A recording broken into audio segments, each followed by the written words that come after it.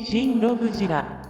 Today we're going to be talking about the Bandai Ultimate Monster Series Godzilla Final Wars Hedorah, aka Hedorah 2004, or Final Wars Hedorah. Now you might be asking, what in the heck's an Ultimate Monster Series, Rob? Well, from what I can tell, they were bigger sized gachapon candy figures, I guess. I mean, despite this thing not coming with candy, it was very much in that grade. It was a figure in a box that you put together, and it looks like this. Obviously, a much bigger figure than you would get in the candy aisles over there in Japan, and quite obviously, a lot bigger than the standard there of gachapon. Now, for reference, here is Shokugan Godzilla Filius. Here is a smaller gachapon of Burning Godzilla, and here is a gachapon of Godzilla 1955. Yes, this is what I would absolutely call a larger scale gachapon or build-a-figure, whatever the heck you want to call it. And the overall quality and just how this thing looks as compared to others is honestly really interesting. Yes, interesting.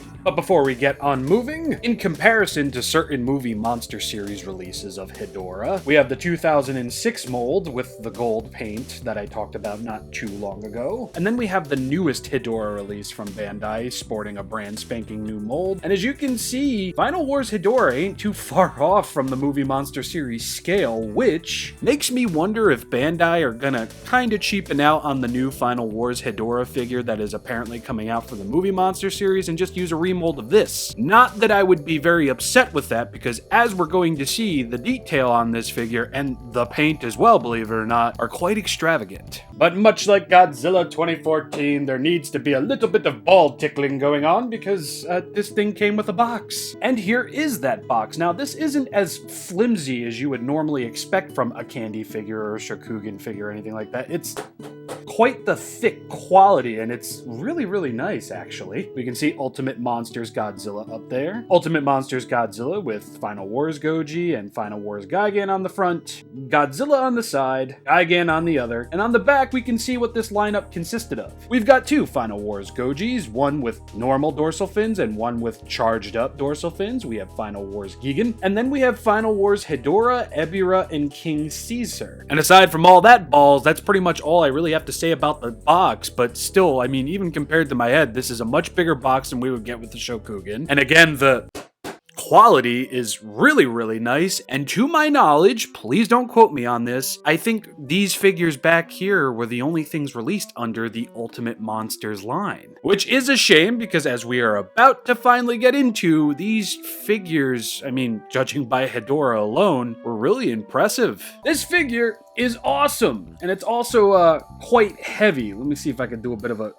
I think you can kind of tell how heavy it is just by hearing that, if it even got picked up by the mic, but what a strange looking little skid mark. And you might notice that Hedorah's pupils are actually stickers. Yeah, that was very much a surprise for myself when I got this thing out of the box for the very first time, but wow, stickers? Interesting. Really harken it back to the Godzilla collection Hedorah that had stickers for eyes, but I do feel this is rather effective. With these lovely translucent red eyes, I do think I would have preferred paint on there, but considering how these were smaller figures and such, and not exactly mainline Bandai releases, I think it's quite right, quite okay. But pushing the figure back a little bit, we can get an eye full of more than just Hedorah's eyes. We get a very good look at all of the detail adorning this drippy dude. We can see the very bulbous eyebrows going on over here that the other Hedorah has, but this one's obviously a lot more different. His eyes, or its eyes, don't entirely look like vaginas, and maybe that one does. But it's interesting how this Hedorah feels almost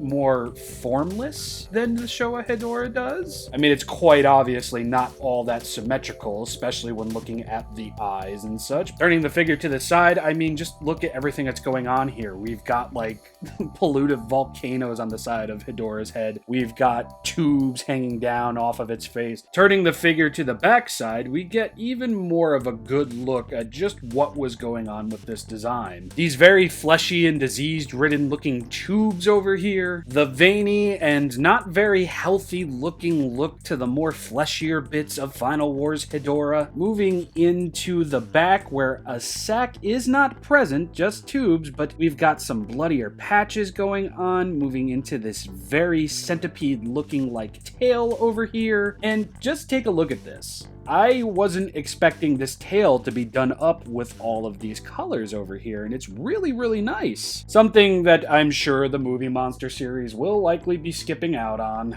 I think we can overall assume, though, that a lot of this detail will be present, because, oh my god. Bandai might skimp out on the paint, but it's the detail that always surprises. Or impresses, I should say. Honestly, this design is just so very friggin' cool, it's almost a shame it was barely in the movie. One of the many things that I would categorize as a shame in regards to Godzilla Final Wars. But it's not just Hedorah's tail that got some nice highlighted paint apps going on, the toes have as well. Mostly red with a little bit of yellow in some places, also rocking some really, really nice details. It amazes me that Final Wars Hedorah really hasn't received much else other than this figure in a Shakugan. And I don't even think this hung little skid mark over here really received too much outside of those figures.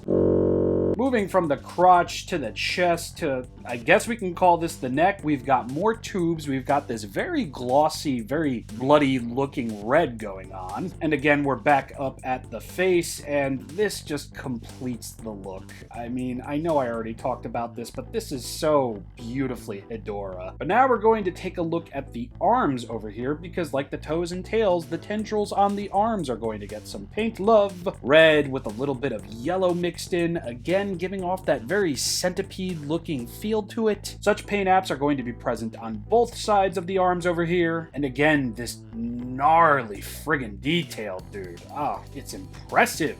And what's equally as impressive is that detail really does carry over to every piece of this figure, because this is obviously a figure that you put together. I'm not going to demonstrate how to put this friggin' thing together because it's a pain in the ass. I mean, let's see if I can even get this arm back on in a single oh, okay, I'm a liar. Now, where Hedorah's right arm kind of just like extends outward, Hedorah's left arm with the dick whip kind of thins out to support said dick whip thing. A lot of the red and yellow highlights are going to be present on this arm as well. I just really love how this looks. It looks a lot less drippy and more insecty. And again, the sprawling amounts of detail here is great. And now we move into the whip dick. I don't believe this is supposed to curve in or out or anything like that. I think it's supposed to just hang down like so, but considering how this thing was in a sealed box, in its sealed bag, yeah, it probably warped. I didn't mean to hype it up like that. But yeah, this thing was sealed before I took it out of the box. I'm an idiot. Now, while the whip dick over here isn't exactly what I'd call a detailed marvel, it is really cool to see it soaked in this blood red paint. And I guess it's just a really cool inclusion for Hedorah. I feel like the Final Wars Hedorah design really had fun with what Hedorah was capable of. Like, we've got the tubes that were expelling pollution and such. We've got the long, drippy, possible phallic thing from its hand. Just a shame that we didn't see more of it in the movie, because I feel like the capabilities of Hedorah overall have just been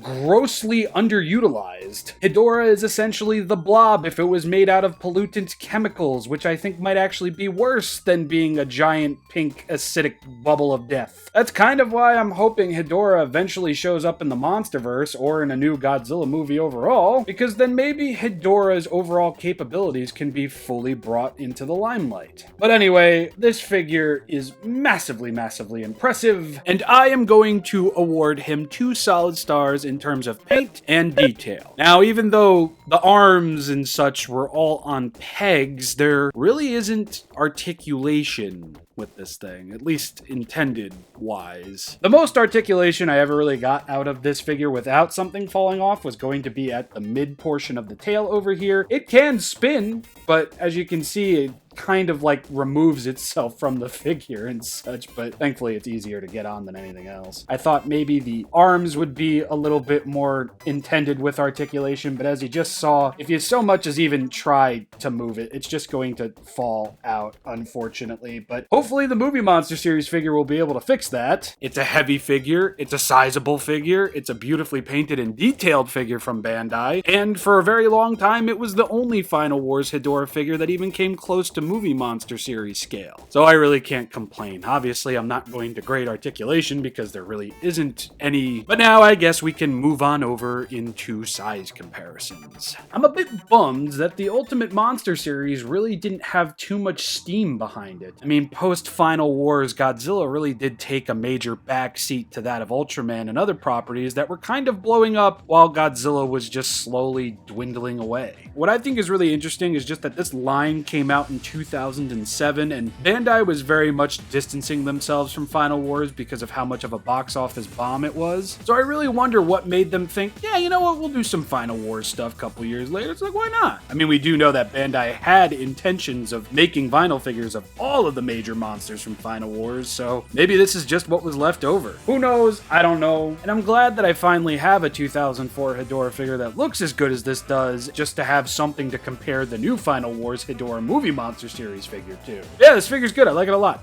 Moving on. Honestly, sometimes when a figure looks this good, you really don't need articulation. It's just going to sit there and look amazing regardless. As for my recommendation of possibly picking one of these up for yourself, I mean, if you're willing to spend $50 to $60 on it after seeing the quality on full display here, I'd say why not? The older Bandai figures get, the more expensive they get, so maybe attack at these listings now before they start turning into $100 listings. Although there were a few, but that was like the whole set. And to be quite honest, I don't care about Final Goji. I think Final Wars Kaigan is just edgy and not all that cool. King Caesar, no, and Ebira would probably be the only other monster I would get from this line. So yeah, there's that. There's my daily dose of bad takes, I guess.